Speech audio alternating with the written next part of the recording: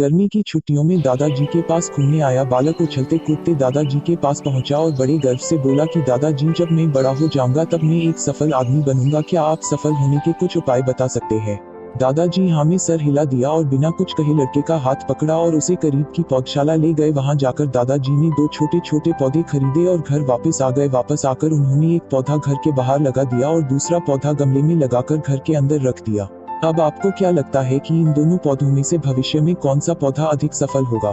दादाजी ने लड़के से पूछा। लड़का कुछ समय तक सोचते रहा और फिर बोला, घर के अंदर वाला पौधा ज्यादा सफल होगा क्योंकि वो हर एक खतरे से सुरक्षित है, जबकि बाहर वाले पौधे को तेज धूप, आंधी, पानी और जानवरों से भी खतरा है।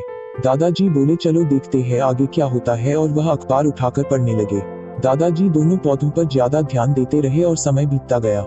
3-4 साल बाद जब एक बार फिर वह लड़का अपने माता पिता के साथ गांव घूमने आया तब अपने दादाजी को देखा तो देखते ही बोला, दादाजी, पिछली बार मैंने आपसे सफल होने के कुछ उपाय मांगे थे पर आपने तो कुछ भी नहीं बताया था, पर इस बार आपको कुछ बताना ही होगा।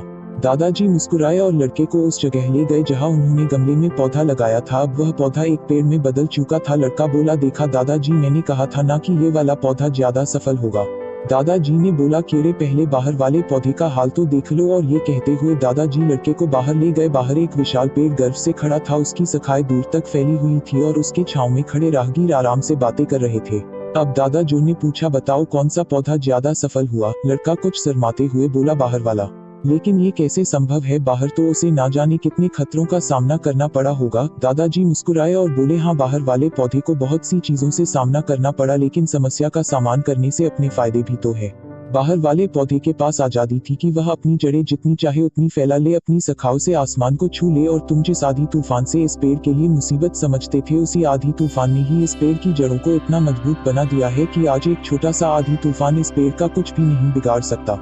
बेटे, अब जो मैं तुम्हें बताने वाला हूँ उसे अगर तुमने अपने अंदर बैठा लिया तो तुम जिंदगी में जो कुछ भी करोगे उसमें सफल हो जाओगे। उन्होंने बोला कि अगर तुमने जीवन भर सिर्फ अच्छी विकल्पों को ही चुनते रहोगे तो तुम कभी भी उतने सफल नहीं हो पाओगे जितनी तुम्हारी क्षमता है। लेकिन अगर तुम तमाम खतरों के बावजूद इस दुनिया का सामना करने के लिए तैयार हो तो तुम्हारे लिए कोई भी लक्ष्य हासिल करना असंभव नहीं है।